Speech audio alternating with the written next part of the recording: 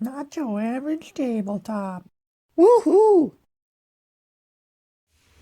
Hey everyone, welcome to Not Your Average Tabletop. I'm Mac, And I'm Pepper. and today we're going to be doing our review, CHIPPI, for Red Red Rising. Rising.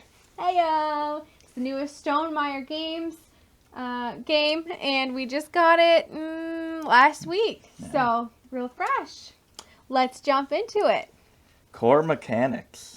What What do you think of those? I gave it a 9. I mean, this game is purely card drafting, I would say. Yep. But I think it's super interesting how you lay a card down, you pick a card up, and you get the benefit of wherever you pick that card up from. I haven't really seen that in other games. I'm sure it's not like groundbreaking or anything, but to me, I just like the way that works, along with the cards kind of. You're trying to get cards that work together. And so, yeah, I just thought that whole thing, that whole puzzle of where do I put it, what do I take, do I take from the top of the deck and just roll the die? I really love that motif so far. Yeah, I gave it an 8.75. Really splitting hairs there. Yes, I like the place down pickup. It actually reminded me a little bit of Raiders Oh, of the North Sea. So that's more worker placement. This is card placement. that's a good comparison. But yeah, that's probably one of my favorite worker placement type games. So it's probably why I like this mechanism so much. Yeah. And like you said, there's so many combos and special abilities on these cards. Yeah. But yeah, and you have a very, very tight hand Yes. in this game. That's why I took it down, is because sometimes it can be so hard to get cards that work. Somehow it still happens where you just get a mess of things that works together, but it's not Yeah. always satisfying in how you do it, I think. Yeah, for sure.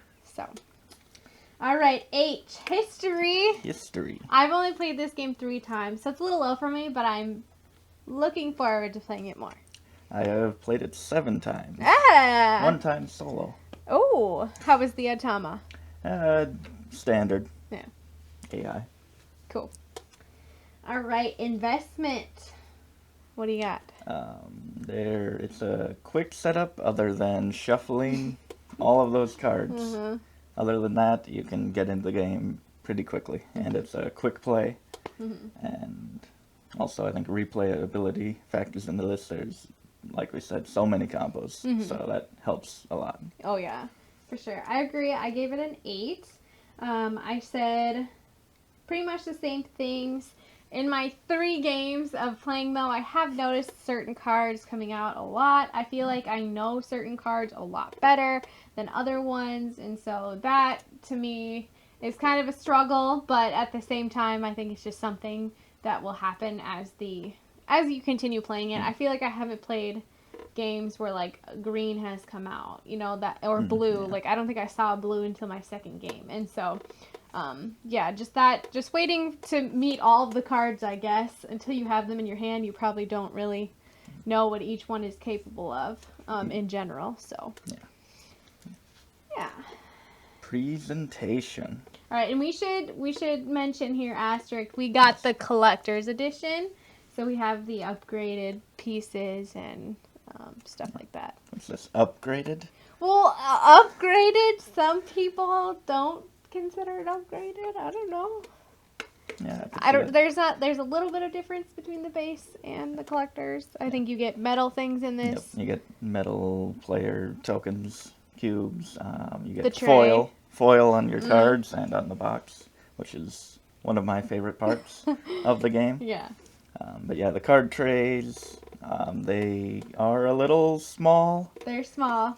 You can barely fit 5 on there.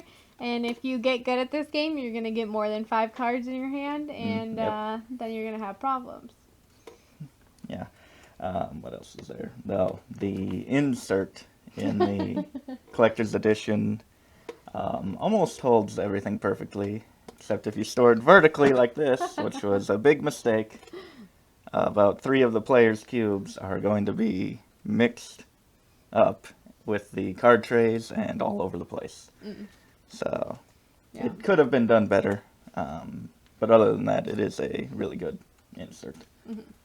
of the artwork itself, I'm not a huge fan of the box. I love the box. Ever since I heard someone say that it looks like the Netflix logo, that is all I can see when I open Netflix, and then when I look at this game, I'm like, huh, that really is super duper close. Good way to get you to play the game. Yes. Notwithstanding though, I think the cards themselves are lovely. I love the artwork on them. I think the language and iconology he uses to kind of differentiate some things is exceptional. I love the gold cards, the embossed ones. It makes telling yellow and gold apart so much easier. Yeah, I love it. I love the metal cubes. I think they're great. Yeah. So cool. Yeah, just base game or collector's edition, the art on all those cards is phenomenal.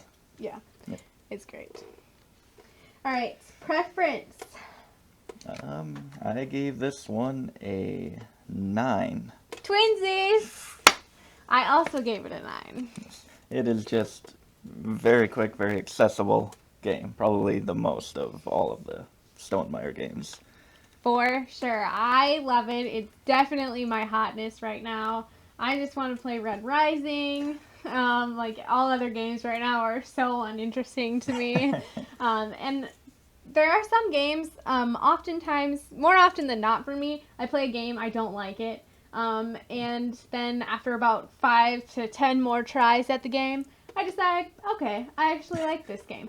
There are very few games that I play and then decide this is going to be good. In my first play of this game, I liked it, but I was frustrated because I just couldn't, I was getting there, but I was tired and I just didn't get it. And then the second play of the game, I realized this is going to be one that I'm actually going to really love because it's quick and the way that the mechanics of it works with my brain. And so I knew as I played it, like, this is going to be good for me. There are very few games that I end up liking the first time and then go back on. So I'm very excited that there's kind of a more my level game in the Stonemaier world. Yeah, I think it was a similar experience for me. My first game was on Tabletopia, and I was like, there's no way that I'm going to get a good score here. But yeah, as you play it more, you definitely understand it more, and I think that makes you like it a lot more. Yeah, and I think I jumped up like 100 points or maybe a little bit less between my first and second game. So, and yeah, I think it's so accessible. It factor? It factor. I only gave this a 5 for it factor. Oh, snap.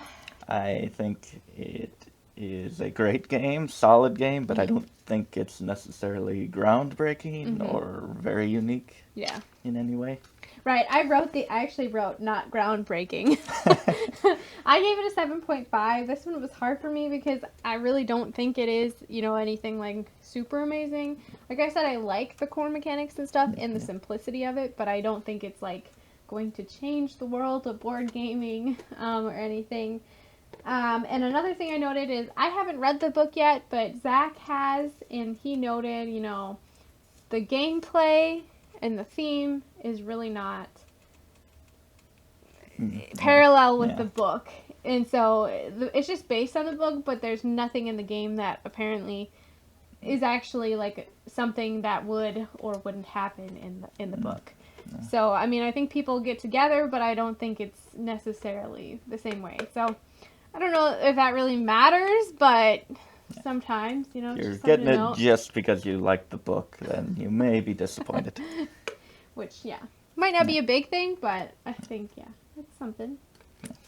So my total score came up to an 8.5. Ah, mine is an 8.0. Ooh, wow, you hate the game. I don't hate the game. I think it's because my history was a 3. Yep. So that's probably why it's lower.